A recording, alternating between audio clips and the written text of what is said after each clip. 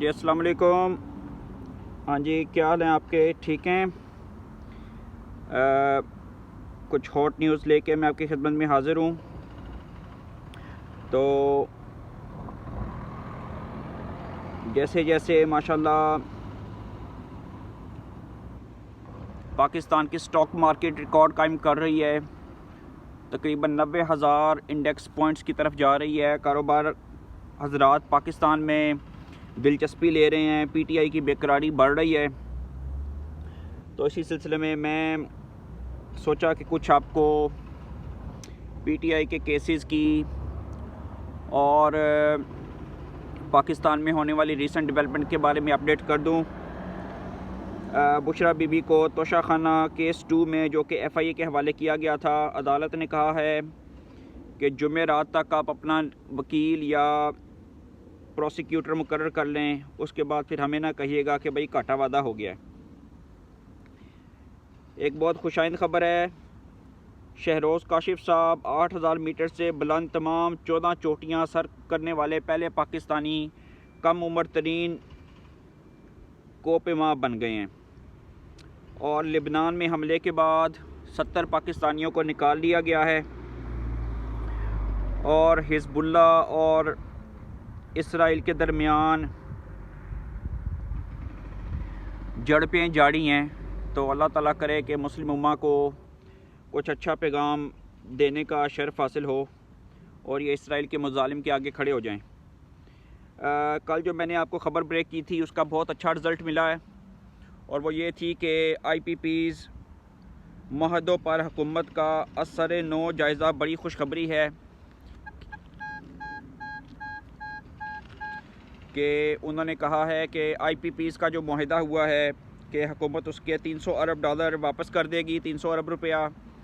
اور الحمدللہ اس سلسلے میں جو آئی پی پیز 2035 تک اس کے نرخ مقرر کرتے تھے بجلی کے، تو وہ بہت مہنگی ہو گئی تھی، وہ حکومت کے لیے اس کے لیے کرنا بہت مشکل تھا۔ تو یہ بہت اچھی بات ہے کہ حکومت نے ان کے پیسے ادا کر دیے ہیں، اور انشاءاللہ تعالیٰ بجلی کے بل زیادہ نہیں آیا کریں گے۔ تو خواجہ آصف نے بہت بڑی بات کی، انہوں نے کہا ہے کہ جیسے ہی عدلیہ میں تبدیلی ہوگی، یعنی کہ یہ قاضی فائز عیسیٰ صاحب جائیں گے تو جسٹس منصور کوئی بڑی کارروائی کر سکتے ہیں، حکومت کو ٹف ٹائم دے سکتے ہیں، ٹوپل کر سکتے ہیں۔ اللہ کرے ان کو ہدایت آئے، اور یہ جو بلیک شیپس ہیں جو پاکستان کی ترقی کے خلاف ہیں، اور پی ٹی آئی کے اسرائیلی فتنے کو روکنے کے لیے یہ بڑا ضروری ہے کہ اس طرح کی کالی بھیڑوں کو لگام ڈال کے رکھا جائے۔ تو شہباز شریف نے کل بہت اچھی بات کہی تھی، انہوں نے کہا تھا کسی کو شنگھائی تعاون تنظیم اور دھرنا کرنے کی سازش دوبارہ نہیں کرنے دی جائے گی۔ یہ 2014 نہیں ہے اب، اور انشاءاللہ تعالیٰ ان کو قرار واقعی سزا دی جائے گی۔ تو اسی طرح الحمدللہ 25 اکتوبر سے پہلے بلاول صاحب نے کہا ہے کہ آئینی ترمیم ہو جائے گی، اور انشاءاللہ تعالیٰ یہ حکومت کے پاس نمبر پورے ہو چکے ہیں۔ اور یہ بھی اطلاعات ہیں کہ مولانا صاحب چاہے مانے یا نہ مانے، وہ جو ڈبل گیم کر رہے ہیں منافقت والی، وہ کریں یا نہ کریں حکومت کے ساتھ، کچھ 63A کی وہ جو فیصلہ ریورٹ کیا ہے 5 ججز نے، عمر عطا بونڈیال کا اور ثاقب ناصور کی باقیات کا فیصلہ ریورس کیا گیا ہے کہ کوئی منحرف اراکین اگر ووٹ دیں گے ان کا ووٹ کاؤنٹ ہوگا، کیونکہ یہ اس میں لکھا ہوا آئین میں۔ تو اس کے بعد انشاءاللہ تعالیٰ امید ہے کہ کم از کم پی ٹی آئی کے 25 سے 30 اراکین حکومت کو ووٹ دیں گے، اور انشاءاللہ تعالیٰ مولانا کی منافقت کے بغیر ہی آئینی ترمیم منظور کر لی جائے گی۔ اس کے علاوہ جو سب سے اچھی خبر وہ میں نے آپ کو یہ دینی تھی کہ سعودیہ نے اور عرب بینک نے سعودی بینک نے اور IMF کی ڈیل ہو جانے کے بعد انہوں نے پاکستان کو مزید قرضے دینے کا عندیہ دیا ہے، اور پاکستان کے جاری منصوبوں میں جس میں ڈیمز، ایئرپورٹس، گوادر بندرگاہ، موٹر ویز، انڈسٹریل زون وغیرہ شامل ہیں، ان کے لیے 19 ارب ڈالر قرضے کی منظوری ہوئی ہے۔ اور اسحاق ڈار صاحب نے کہا ہے کہ سعودیہ نے اور چائنا نے جو IMF کا پروگرام کے بعد پاکستان کے ساتھ معاشی تعاون کیا ہے اس کو ہم کبھی نہیں بھولیں گے۔ تو یہ بہت اچھا بیان ہے۔ JUI فے نے، فضل الرحمان صاحب کی جماعت نے پھر آئینی ترمیم کا مسودہ مسترد کیا ہے، اور یہ بکواس ان کی کسی صورت نہیں آئے گی انشاءاللہ تعالی۔ یہ سب ان کی کوششیں رائے گاہ جائیں گی۔ چینی وزیر اعظم اور سعودی وفد جلد آ رہا ہے پاکستان میں، اور انشاءاللہ تعالی یہ بہت جلد پاکستان میں اور استحکام کی خبریں ملیں گی۔